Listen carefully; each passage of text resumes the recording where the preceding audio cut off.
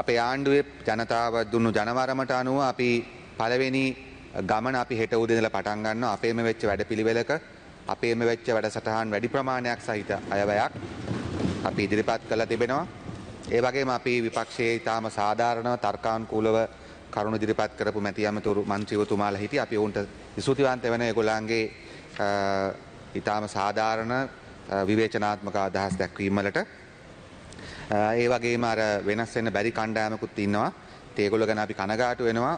අපි මොකද්ද කරන්නේ කියලා තේරුම් ගන්න බැරුව දිගටම එකම තැන මේ රට වෙන එක ගැන.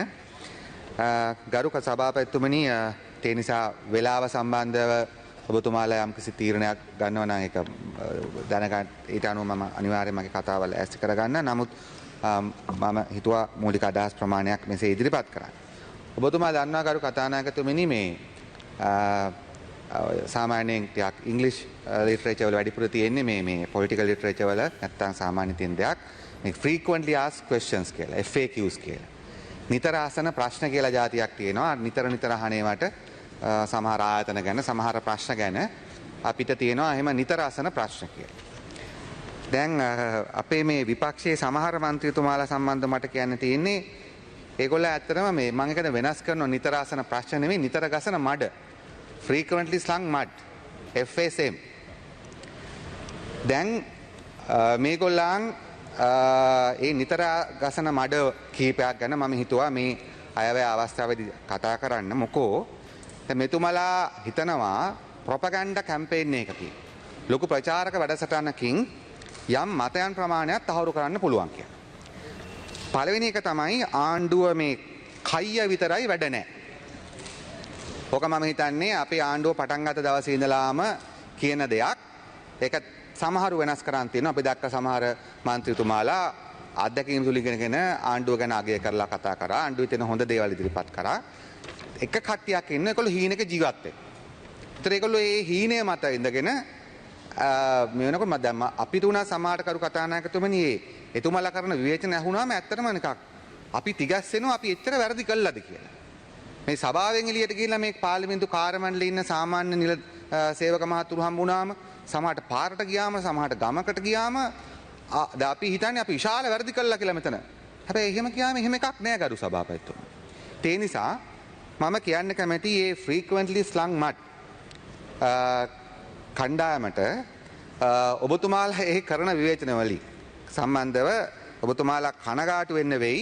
මොකද ඔබතුමාලා කරන හැම විවේචනයකම අපි මොකද කරන්නේ? ඔබතුමාලා කියන දේ අතම අපි කයිය විතරයි වැඩ කරන්නේ නැහැ. ඒතර අපිට මොකද වෙන්නේ? අපි තව වැඩිපුර වැඩ කරනවා. අපි තව වැඩිපුර වැඩ කරාම ඔබතුමාට සොරිම වෙනවා.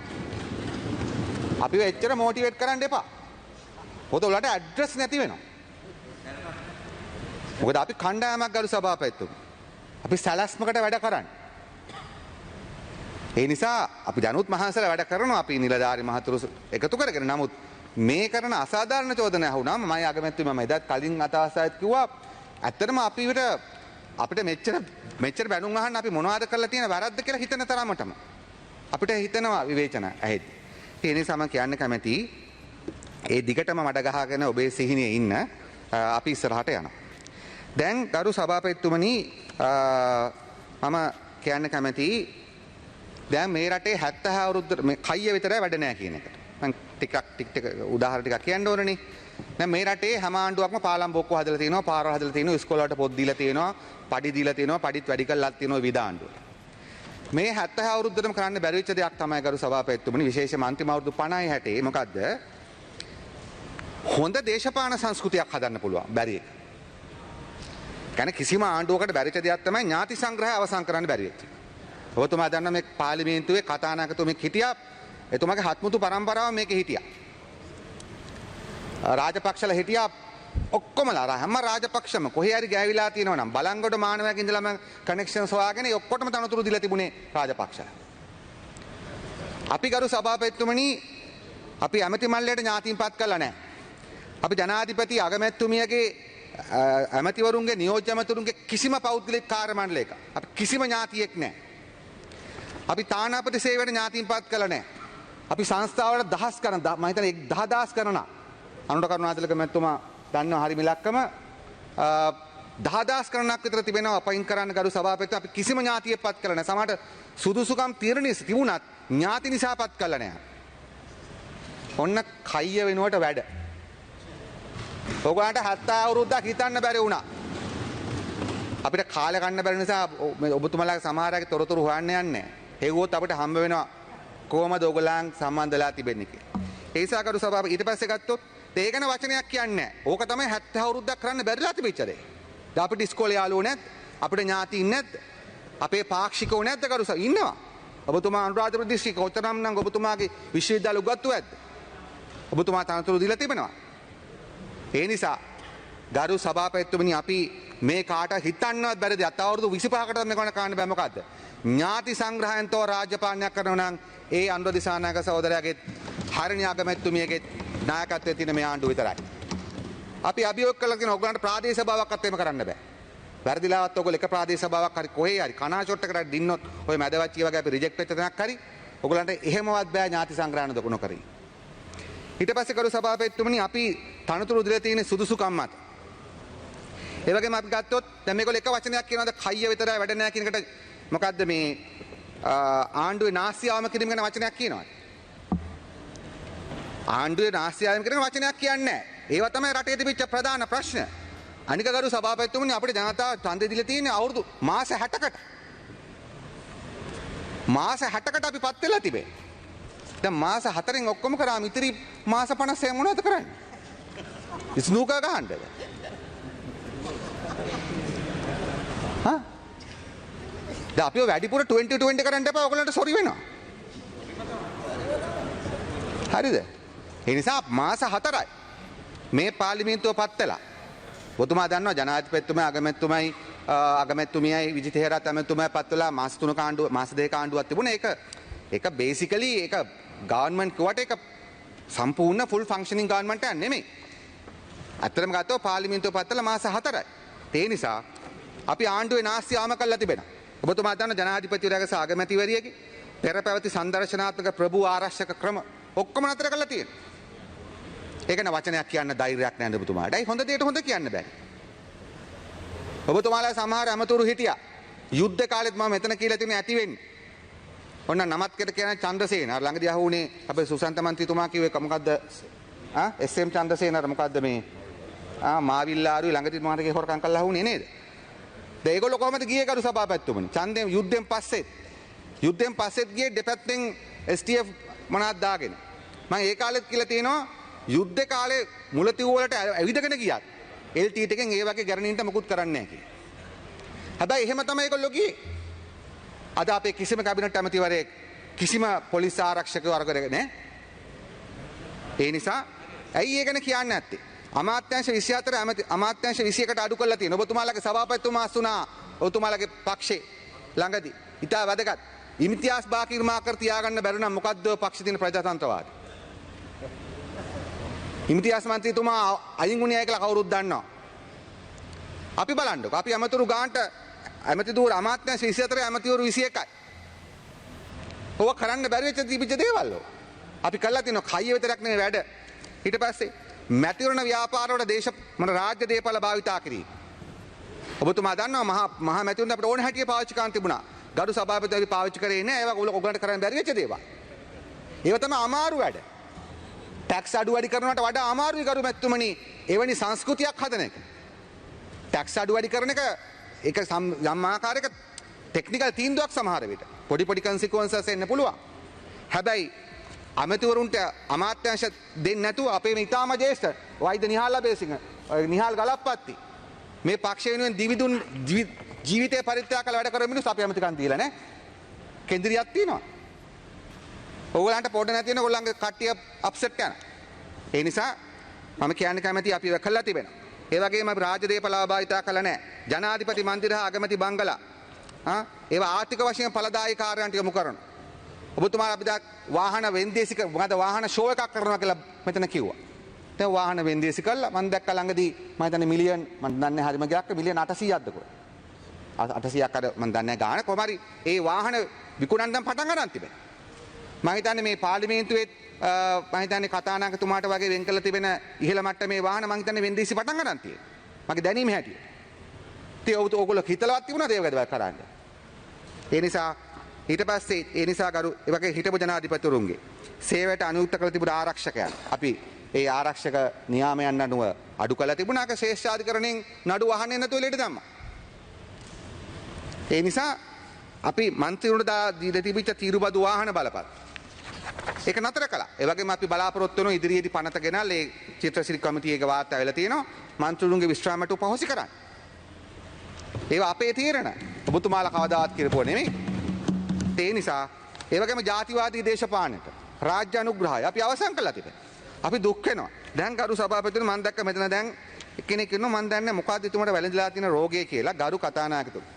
2005 කාලේ ලංකාවේ පැවතිච්ච යුද්ධයට අපේ යම් ආකාරයකට යම් සම්බන්ධයක් තිබුණා. අපි ඒ සම්බන්ධව අපි රට බෙදීමට විරුද්ධ වෙනවා වගේම අපි මේ යුද්ධයේ අපේ භූමිකාව පිළිබඳව අපි සංවිධානාත්මකව හැදලා බැච්ච පක්ෂයක්. 2009 වෙනකොට අපිට රාජපක්ෂලා සහ ඒ ක්‍රමය අපිට තිත්ත වෙලා තිබුණා. අපිට ඒක ඉතා වේගෙන් අපේ ඇඟෙන් අපි අයින් කරගන්න ඕනකම තිබුණා.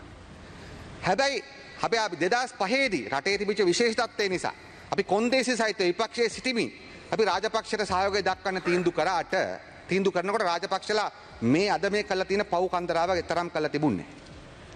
හැබැයි කවුරු හරි කෙනෙක් 2009න් පස්සේ රාජපක්ෂට සම්බන්ධ වෙනවා නම් 2010න් පස්සේ රාජපක්ෂට සම්බන්ධ වෙනවා නම් ඒ පක්ෂයට සම්බන්ධ වෙනවා නම් ඒගොල්ලෝ ගැන වෙනම හොයන්න ඕන. එහෙම කෙනෙක් තමයි දැන් අර කෙලවරින් දැන් කතා කරේ. ඒ මන්ත්‍රීතුමා මම හිතන්නේ ડોક્ટર ඉලියතම්බි මැතිතුමා ඉන්නව නම් හොඳයි. කවුද දැන් මේ අපේ මන්ත්‍රීතුමාලාට දැන් බැනලා ගියපු තමිල්නාඩු සුකච්ඡේ පක්ෂයේ මන්ත්‍රී මම යාගේ නම කියන්නේ මොකද එයා ඊට පස්සේ නම පාවිච්චි කරගන්නවා. කවුද මේ නිල් බලකාය 2012 13 නිල් බලකාය තනතුරු ගත්ත පුද්ගලයා? මම කියන්නේ සාධාරණ දෙමළ මිනිහෙක්ට රාජපක්ෂලත් එක්ක යන්න පුළුවන් 2010න් පස්සේ. යන්න පුළුවන් පිල්ලයන්ට කරුණටයි. පිල්ලයානු කරුණා එක්ක ගියපු කෙනෙක් තමයි එයා. ඊට පස්සේ ඔබතුමා දන්නවා පහුගිය ජනාධිපතිවරණට කලින් අර Ferrari crash Ferrari Ranil Wickremesinghe. එයා ඔබතුමාලා විපක්ෂයේ මන්ත්‍රීවරු බාගන්න දිස්ත්‍රික් සංවර්ධන අරමුදලට කියලා ගරු සභාපතිතුමනි මිලියන් 600 500 700 බෙදුවා. මම හිතන්නේ සජබ පක්ෂයේත් සමහර මන්ත්‍රීවරු හම්බුණා සමහරුන්ට හම්බුන්නේ නැහැ. රාජපක්ෂට බාගන්න පුළුවන් රාජපක්ෂට නෙමෙයි වික්‍රමසිංහට බාගන්න පුළුවන් ಜಾති කට්ටියට ලැබුණා සමහරට ලැබුණේ නැහැ. පොඩි කරන්නේ මේ මිලියන් 600. මම අහන්න කැමතියි ડોક્ટર ඉලියතම්බිගේ ඔබතුමා හිටගෙන හිටියා. ඔය දැන් කතා කරලා ලොකෝට කෑ ගහපු මන්ත්‍රීතුමාට මිලියන් 600 ගාණක් දුන්නද රනිල් වික්‍රමසිංහ? ඔබතුමාට ලැබුණාද? නෑ ලැබුණේ නෑ. ડોક્ટર ඉලියතම්බිට ලැබුණේ නෑ. සීනියර් සෙන්ට් මන්ත්‍රීතුමාට ලැබුණේ නෑ. ඒක ලැබුණා අර දැන් කෑ ගහපු මන්ත්‍රීතුමාට. නිසා 2013 දී රාජපක්ෂලත් එක්ක ගියපු කෙනෙක් එයා. 2023 දී රනිල් වික්‍රමසිංහ කෙනෙක් එක්ක ගියපු කෙනෙක් එයා. දැන් ඇවිල්ලා මෙතන අපේ සදාචාරය ගැන ප්‍රශ්න කරනවා. අපි කනගාටු වෙනවා. තමිල්නාඩු සුකච්ඡි කියන්නේ මේ රටේ ඊටාම ප්‍රබුද්ධ දේශපාලනඥයන් නිර්මාණය කරපු පක්ෂයක්. මේ හැම පැත්තටම විකිනිච්ච. මේගොල්ලෝ හොඳ ඇත්තම පොට්ටුවට. මේ රාජපක්ෂ අවතාරයක් තමිල්නාඩු සුකච්ඡියක ඉන්න. රාජපක්ෂ අවතාරයක් කිසි ක්වොලිටියක් නැහැ. ඔබතුමා දන්නවා මූලාසනේ මම කවදාද කියලා රවිරාජ් මන්ත්‍රීතුමාලා යුද්ධ කාලේ මෙතන හැප්පිලා තියෙනවා. යුද්ධය තියෙද්දි දෙපැත්තේ මැරෙද්දි 100 ගණන් මැරෙද්දි මෙතන අපි කතා කරලා තියෙනවා අපි විපක්ෂ අර පැත්තේ. කවදාවත් මූලාසනේට එහෙම කතා කරලා නැහැ. අන්තිම 3rd ක්ලාස් එකට තමිල්නාඩු සුකච්ඡි පත් කරලා තිබෙනවා. ඒ නිසා කරු කතා නැතුමනි බාර් පර්මිට් ගැන කිව්වා. බාර් පර්මිට් ගැන හෙලිකලේ අපි ඒ bar permit Rajapaksa Ranil Wickremesinghe bar permit දෙනකොට එයාට දුන්නේ මිලියන් 600ක්. බාර් පර්මිට් එකක් මන් දන්නේ නැහැ කීයද කියලා. කීයද හඳු සාමාන්‍ය මිලියන් 100? බොන්නෙත් නැහැ දන්නෙත් නැහැ. ඒ නිසා මන් දන්නේ නැහැ බාර් පර්මිට් එකක් කොච්චර විකුණන්න පුළුවන්ද කියලා. කොහොම හරි බාර් පර්මිට් එකට වඩා වැඩි ගහනක් ගත්ත කෙනෙක් එයා ෆෙරාරිගේ. ඒ වගේ 3rd ක්ලාස් කට්ටිය තමයි කරු සභාපතිතුමනි අපේ ජයකොඩි මන්ත්‍රීතුමාට එමෙතුමාට විවේචනය කරන්නේ. අපි දන්නවා ඒ සිද්ධිය. ඒක නොදන්නව නෙමෙයි. ඒ සිද්ධිය එතුමා වැඩිකරු කළේ දුමින්ද දිසානායක කෘෂිකර්ම මැතිතුමාට පස්සේ 2005 පස්සේ. මට මතක විදිය. 2005 අපි ආණ්ඩුවෙන් අයින් වුණාට පස්සේ චන්ද්‍රිකා මැතිණියගේ ඊට පස්සේ තමයි මේ කට්ටිය එහෙම කළේ. ඒ නිසා කරු සභාපතිතුමනි මම ඒකයි මට කියන්නේ මම පොඩ්ඩක් වෙන පැත්තකට ගියා මොකෝ මෙතන ලොකුවට කෑ ගහනවා අපි ගඩිය ගණන් ගන්න නැහැ. නමුත් අද මං හිතුවා පොඩ්ඩක් එයාට මතක් කරලා දෙන්න. ඒ නිසා ගරු සභාව අපි ජාතිවාදී දේශපාලනට කිසිම අනුග්‍රහයක් දක්වලා නැහැ. ඔබතුමා දන්නවා අපි ජාතිවාදී දේශපාලනය පාවිච්චි කරන. ඒ වගේම මුතුරට නැගෙනහිරට කඳුකරේට පීඩාවට පත් ජන කණ්ඩායම මුස්ලිම් ජනතාවට වතුකර ජනතාවට ඒ වගේම පීඩිත නාගරික ජනතාවට ආබාධිත ජනතාවට ඔබතුමා දන්නවා අපි ඊටාම සමාජ සාධාරණත්වයේ අයවැයක් අපි ඉදිරිපත් කළා තිබේ. මීට කලින් මිනිස්සු ගැන දන්න මෙහෙම මිනිස්සු ඉන්නවද කියලා හිතපු නැති පාලනයක් තිබුණේ. එවැනි කණ්ඩායමකට අපි මුදල් වෙන් කරලා තිබෙනවා ගරු සභාපතිතුමනි මේ අයවැයෙන් ඔවුන් හඳුනන් තිබෙනවා. ඒ නිසා මම කියන්න කැමතියි අක්හයිය නෙමේ වැඩ කියන්නේ ඔන්න ඕව අමාරු වැඩ. ඕව අමාරු වැඩ. ඊට පස්සේ ගරු කතානායකතුමනි තව මොකද්ද මේගොල්ලන්ගේ ෆ්‍රීකවෙන්ට්ලි ස්ලං මඩ් අනිත් එක තමයි වැඩ බෑ ආදුනිකයි කිය. දැන් ඒක තමයි මේගොල්ලෝ හිතන් හිටපු දේ. දැන් ඒ නිසා තමයි අර මේ ළඟදී කතා කර මෙතන මන්ත්‍රීතුමා කිව්ව දේ මොකද්ද මේ ක්‍රිස්ටිනා ජෝර්ජියවා නේද IMF මැනේජින් ඩිරෙක්ටර්.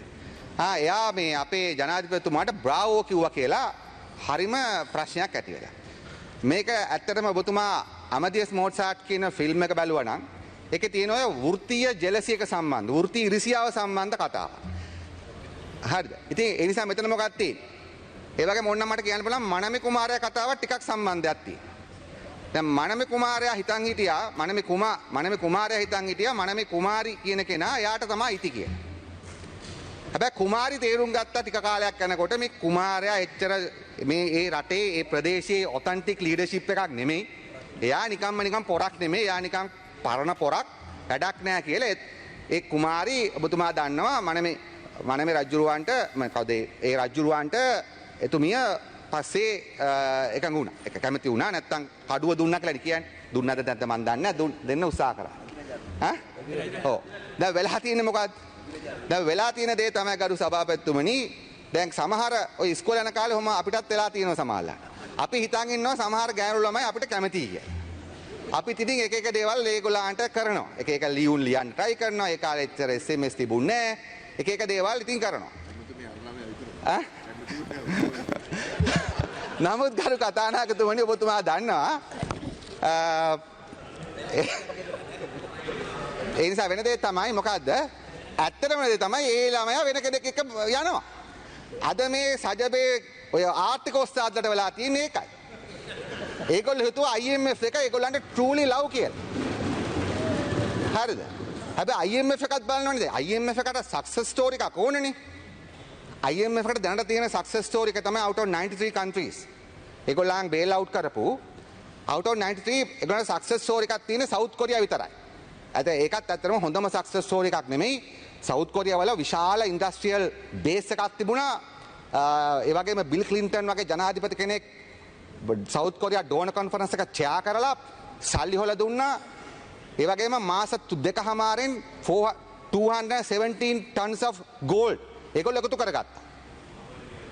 එහෙම තමයි ඒගොල්ලන් IMF එකත් එකතු කරලා අවුරුදු 3න් ගොඩ ගියේ. දැන් IMF එකට තෝරන success story එක. දැන් IMF එක බලනවා අපේ ලංකාව අපි කැමැත්තෙන් IMF එකට ගියේ නෑ. අපි එනකොට අස්සම් කළා තිබුණේ. ඕගොල්ලෝ තමයි ඔබතුමාලා කියන්නේ මෙතුමාලම වෙන්න පුළුවන්. මේ රවි මන්ත්‍රීතුමා ඇතුළු පක්ෂය ගියා මෙතුමාලත් හැබැයි ඔබතුමාට වඩා මේක හිටියා චැම්පියන්ලා මේ IMF එක තමන්ගේ කියලා කියා. දැන් රනිල් වික්‍රමසිංහ මහත්තයා IMF එක යනකොට ඒක 100% endorse කරපු කට්ටිය හිටියා සජබේ. ඔබතුමාලට වඩා කසකාරයෝ හිටියා. හැබැයි අවසානයේ මොකද්ද උනේ? IMF එකත් බලනවනේ කරු කතානායකතුමනි සභාපතිතුමනි මේ වැඩක් කරන්න පුළුවන් කාටද කියලා.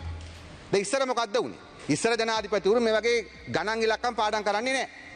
කිසිම දෙයක ඇතුළට ගිහිල්ලා බලන්නේ නැහැ. ඒ නිසා IMF එකත් එක්ක කතා කරනකොට කියනවා හරි ඔක්කොම කරන්නම් කියලා. එච්චරයි කියන්නේ. ඊට පස්සේ අවිල්ල බලනකොට ඒ මොකුත් කරන්න බෑ. අයි කතා කරන්නේ කිසිම දත්තයක් කිසිම තර්කයක් ඇතුව නෙමෙයි.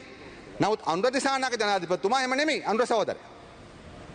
ඔහු මේකේ මුල සිට අගට මේක පාඩම් කරනවා. මේක තර්ක කරනවා. එතකොට ඒ නිසා IMF එකටත් තේරෙනවා මේ මනුස්සයා කම්පිටන්ට්. මේ මනුස්සයත් එක්ක මෙයා true to words කියන දේ කරනවා බැරි ටික බෑ කියනවා. දැන් කිව්වා DSA වෙනස් කරේ නෑ කියලා.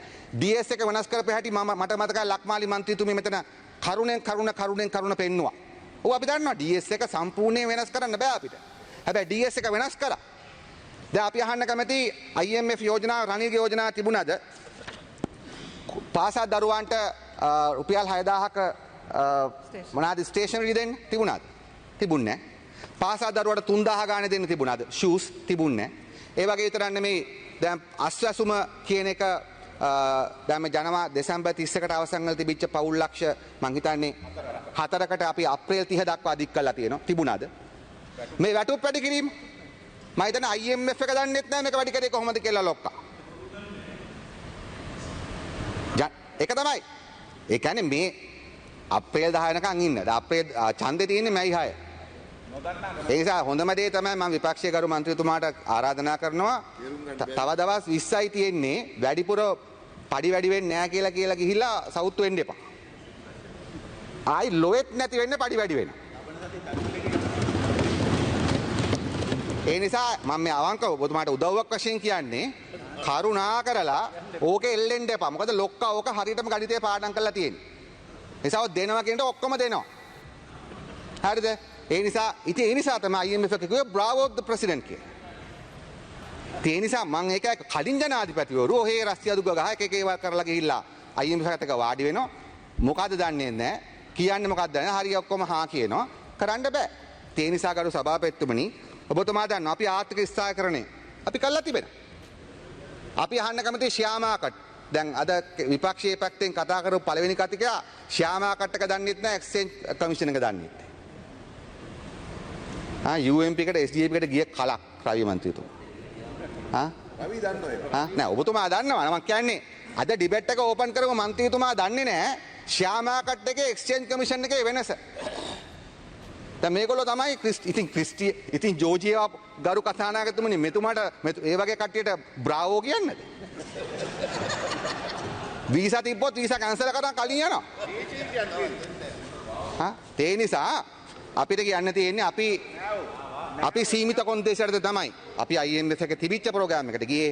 අපි ගිහිල්ලා මැතිතුමනි ඔබතුමා දන්නවා අපි ඊටාම හරියට තර්කානුකූල කළා පුළුවන් තරම් ලංකාව වෙනුවෙන් කරන්න පුළුවන් දේවල් අපි ඉතුරු කරගෙන අපි ජාත්‍යන්තර මූල්‍යාධාර මුදලේ 3 වෙනි සමාලෝචනයක් කළා. ඒ වාරිකයට අරන් තිබෙනවා ආර්ථික ස්ථාරා තිබෙනවා කොටස් වෙන්දපොළ සෑහෙන ප්‍රමාණයකට වැඩි වෙලා තියෙනවා. මම කියන්නේ කොටස් වෙන්දපොළ 22 ඉස්සර සනත් ජයසූරිය බැට් කරනවා වගේ හැමදාම සෙන්චරි එන්නේ මේ මොනවාද කොටස් වෙන්දපොළේ. නමුත් ඔබතුමා කවුරුත් පිළිගන්නවා ඔබතුමාලා තමයි ගොඩක් සමාගම් හිමියෝ. ඔබතුමාලා දන්නවා ඔබතුමාලගේ ෂෙයාර්ස් වැඩිලා තියෙන්නේ කොහොමද කියලා. මට නම් කොටස් වෙන්දපොළේ මොකක්වත් නැහැ. මම මේ කිව්වේ මම දන්නෙත් නැහැ ඒකේ තියෙන ප්‍රැක්ටිස් එක ගැන. ඔබතුමාලා තමයි දන්නේ. ඊට පස්සේ ගත්තොත් එහෙම ඩොලර් එක ස්ථාවර කරලා තිබෙනවා. ඒවා ඉබේ අතින් අල්ලලා කරන්න පුළුවන් දේවල් නෙමෙයි. ඒ නිසා කයිය විතරයි කියලා කිව්වනේ. ඒකයි මම කිව්වේ. කයිය නෙමෙයි මේ වැඩ.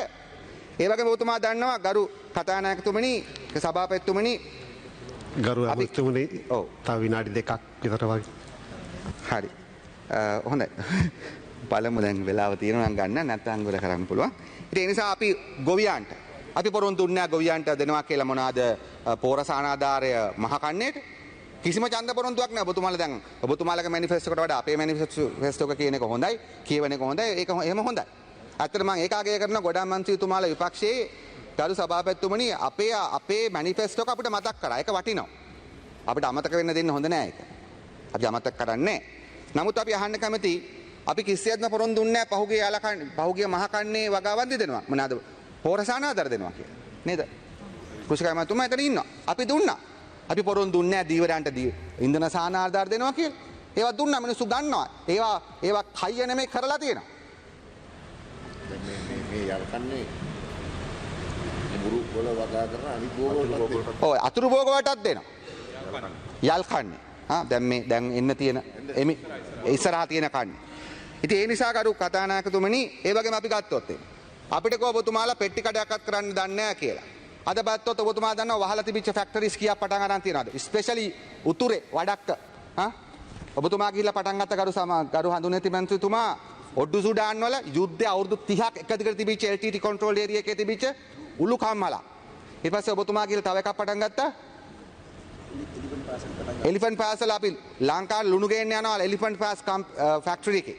අපි කියන්නේ ආණ්ඩුව ඔක්කොම බිස්නස් කරන්න යනවා කියලා තමයි දැන් රවි කරුණානායක මන්ත්‍රීතුමා හිතන්නේ. නෑ එහෙම නෙමෙයි. නමුත් ආණ්ඩුවත් ප්ලේයර් කෙනෙක් විතර ඉන්න ඕනේ. මොකද ලුණු නැති වුණොත් ආණ්ඩුව වැටෙනවා. right? ලුණු නැති වුණා ඩොලර් නැති වුණාට වඩා අමාරු. ඒ නිසා මිල්කෝ ඔබතුමාලකට බිලියන් 1.8ක් පාඩුයි. අද මං හිතන්නේ භාගයක් නැහැ කියලා තියෙනවා. ඉතින් ඒ නිසා සක්සස් ස්ටෝරිස් තමයි තියෙන්නේ. අපි කරලා පෙන්නලා තිබෙනවා. ඒ නිසා ගරු සභාපතිතුමනි අපි කියන්න කැමති විදුලි බිල ගැන. අපි දන්නවා විදුලි බිල අඩු කිරීමේදී මොකද්ද PUSL එකේ මොකද්ද උපයෝගිතා කොමිසමේ මැදිහත් වීමක් තිබුණා. මොකද ඒගොල්ලන් තමයි බලය තියෙන අඩු කරන්නේ. හැබැයි අඩු වුනේ නැද්ද? ඇයි ඒකට කුහක වෙන්නේ? ඒක අඩු වීම කර්මාන්ත වලට ටූරිසම් වලට හොඳයිනේ. ඔබතුමාලා හිතනද සෝෂල් මීඩියා වල මේවට බොරු කිව්වම මිනිස්සු පිළිගන්නවා කියලා? ඒ නිසා ගරු කතානායකට මම එකයි කිව්වේ අපිට කිව්වා හයිය විතරයි වැඩ බෑ කිව්වා. ඒ වගේම අපි ආධුනිකය වැඩ බෑ කිව්වා. අපි මේ දෙකම මාස 4ක් ඇතුළතදී අපි ඔප්පු කරලා තියෙනවා. බලන්න කරු සභාපතිතුමා මෙතන ඉන්න යන් ටැලන්ට් එක. අපි ආසාවෙන් බලන් ඉන්න සමහර තරුණ මන්ත්‍රීවරු. මම නම දන්නේ නැහැ මම with all respect. අපේ පක්ෂෙම අවංකව මම කියන්නේ. මම නම දන්නේ නැහැ සමහර මන්ත්‍රීතුමාලා. ඉතාලි පිටින් නම් දැනගන්න ඕනේ. බ්‍රිලියන්ට්. අලුත් මන්ත්‍රීතුමීලා ඇවිල්ලා තියෙන. ඒගොල්ලන් කොච්චරද?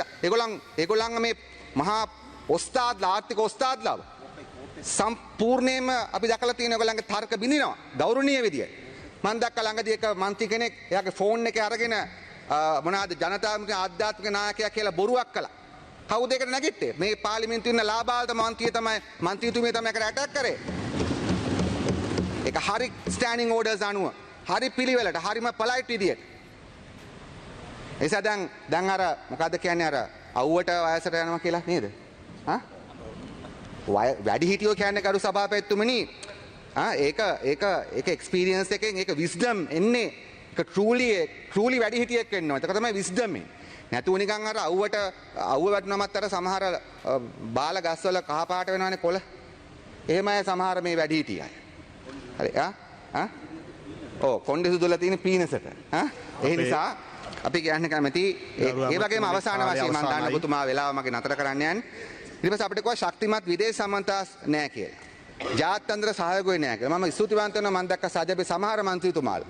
විජිත හේරත් මහත්මයාට ස්තුතිවන්ත කරා එතුමා හරියට ජනාධිපතිතුමාගේ නායකත්වය යටතේ අපි විදේශ සම්බන්ධතා හරියට පවත්වාගෙන යනවා කියලා. ඔබතුමා දන්නවා ජනාධිපතිතුමා මෑතකදී විදේශ සංචාර 3කට ගියා රාජ්‍ය නිල සංචාර ඉන්දියා චයිනා ඩුබායි ඒ ඔක්කොගෙම එතුමා ප්‍රධාන විශේෂම ගත්තොත් ඩුබායි වගේ රටකට ගත්තම එතුමා ප්‍රධාන ආරාධිතයා වුණා. ඒ රාජ්‍ය නායක සමුළුවේ. අනිත් මේගොල්ලන්ගේ ඉන්විටේෂන් සමහරු වගේ ඉන්විටේෂන් ගෙන්නගෙන රට යන කෙනෙක් නෙමෙයි අපේ ජනාධිපතිතුමා. ආවත් යන්නේ නැති කෙනෙක් වැඩිපුර. ඒ නිසා අපි ලෝක මට්ටමේදී ජාත්‍යන්තර වශයෙන් රාජතාන්ත්‍රික සම්මතය ඉතා හොඳින් හදන් තිබේ. ඉන්දියාව එක්ක චීනය එක්ක ඔක්කොම.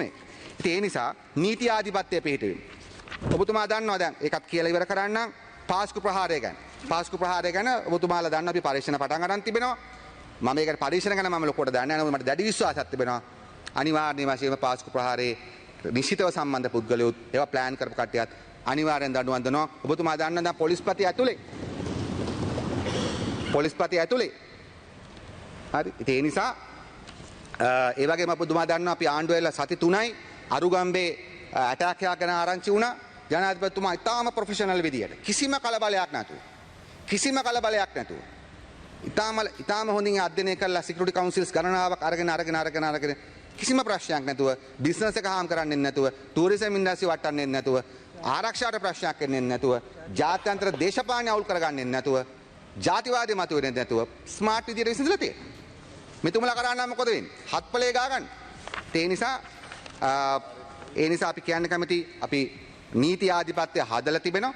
තව ටික දවසක් යයි මේක ටිකක් මට්ටමට එන්න. ඔබතුමාලා උත්සාහ කළා මොකක්ද අර කොටුවේ උසාවියේ වෙච්ච සිදුවීම පාවිච්චි කරලා විශාල ප්‍රශ්නයක් හදන්න. නමුත් අද මම හිතනවා ඒක විසඳලා තිබෙනවා. අවසාන වශයෙන් මම කියන්නේ ඉදිරි කාලේදී අපි බලාපොරොත්තු වෙන ගරු කතානායකතුමනි අපි ඩොලර් බිලියන් 5යි ඉන්වෙස්ට්මන්ට් එක මේ සැරේ. රුපියල් බිලියන් තේරෙන්නේ නැහැ. මේ සැරේ ආණ්ඩුව තමයි ලොකුම ඉන්වෙස්ටර්. ඩොලර් බිලියන් 5ක් අපි කැපිටල් එක්ස්පෙන්ඩිචර්. සෙන්ට්‍රල් එක්ස්ප්‍රස්වේ අපි පටන් ගන්නවා. ඒ විතරක් නෙමෙයි අපි පෝට් එකේ ලොකුම පෝට්ස් හදන්න පටන් ගන්නවා. ඒ වගේම අපි විශාල කර්මාන්ත ශාලාවලට අවශ්‍ය කරන පෞද්ගලික අංශය ගෙන්නනවා. අපි ලෝකෙන් ආයෝජකයන් ගෙන්නනවා. ඒ නිසා සමහර ප්‍රමාණයක් ඇවිල්ලා තිබෙනවා.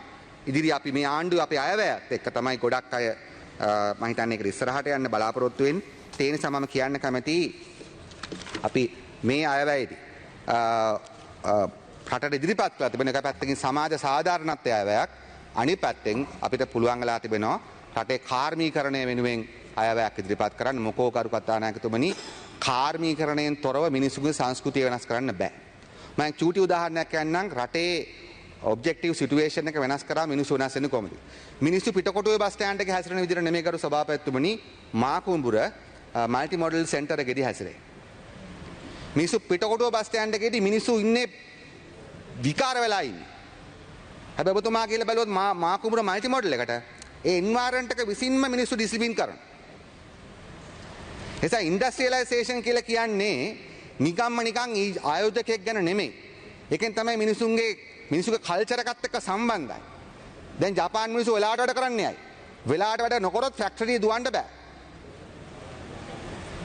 ඒ වෙලාවට ජර්මනියේ මිනිස්සු ඔච්චර වෙලාවට වෙනුවෙන් හැප්පෙන්නේ අය. හරියට ගිහිල්ලා වැඩ කරේ නැත්නම් ඒ ෆැක්ටරියේ චේන් එක දුවන්න බෑ. ඒ වෙලාවට වැඩ කරන එක ඕන. ඇත්තටම ලෝකේ කවද්ද විනාඩි කට්ටාවේ කවදද කතා නායකද? කැපිටලිසම් එක 1815 වගේ. ලෝකෙ ඉස්සලම ෆැක්ටරි වල තමයි ඔරලෝසු කණු ගැහුවේ. අපේ පස්සේ 1990 ඔය හන්දි වල ඔරලෝසු කණු ගහගෙන ගියාට. ෆැක්ටරියට තමයි වෙලාව වුණේ. ඒ නිසා වෙලාවට වැඩ කිරීම ඉන්ඩස්ට්‍රියලයිසේෂන් එක සම්බන්ධයි. ඩිසිප්ලින් එක ඉන්ඩස්ට්‍රියලයිසේෂන් එක සම්බන්ධයි. මිනිසුන්ගේ තනතුරට ගරු කරන එක, රැකියාවට ගරු කරන එක. අපේ රටේ ඒක නෑ. අපේ රටේ අඩුපඩි ලබන මිනිසුන්ට ගරු කරන්නේ, වැඩිපඩි ලබන අර ටිකක් අයට තමයි ගරු කරන්නේ. ඇයි ඒ? අපිට හොඳ ඉන්ඩස්ට්‍රියලයිසේෂන් එකක් නැහැ. ඉන්ඩස්ට්‍රියලයිසේෂන් එකක් තියෙන රටක නම් දන්නවා ෆැක්ටරි ෆ්ලෝ එක අතු ගන්න කෙනා, ෆැක්ටරි ෆ්ලෝ එකේ ඉඳගෙන අතු ගන්න සහ තේ එක හදලා ගෙනත් දෙනා කොච්චර ඉම්පෝටන්ට් කියලා එතන සොලිඩරිටි එක හදාන්න. ඔබතුමාලා දන්නවා අපි ජර්මනියේ හරි යුරෝප් හරි ගියාම අපිට පේනවා හැම ඕනම තැනක ඕනම වෘත්තියකට ගරු කරලා කතා කරනවා. ඒ නිසා මම කියන්නේ ඒකයි, අපි අන්න එවැනි ප්ලෑන් එකක් එක්ක තමයි ගරු සභාපතිතුමනි මෙතන යොමු කරලා තිබෙන්නේ මේ අයවැය. ඒ වගේම අපි අවසාන වශයෙන් ඔබතුමාට ස්තුතිවන්ත වෙනවා.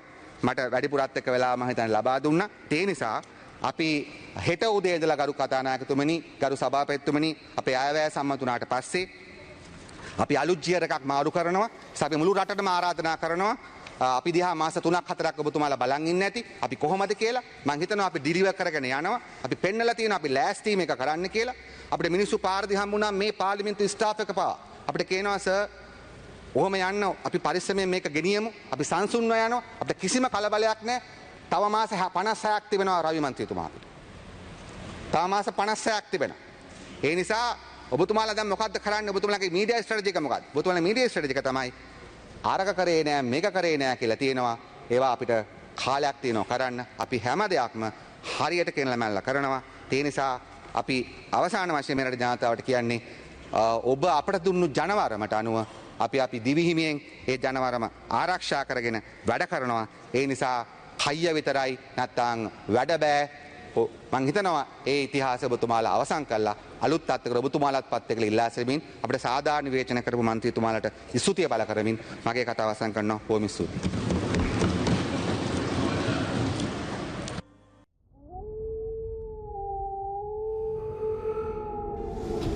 The News Reporter වාරණයෙන් තොර අපක්ෂපාතී වාර්තා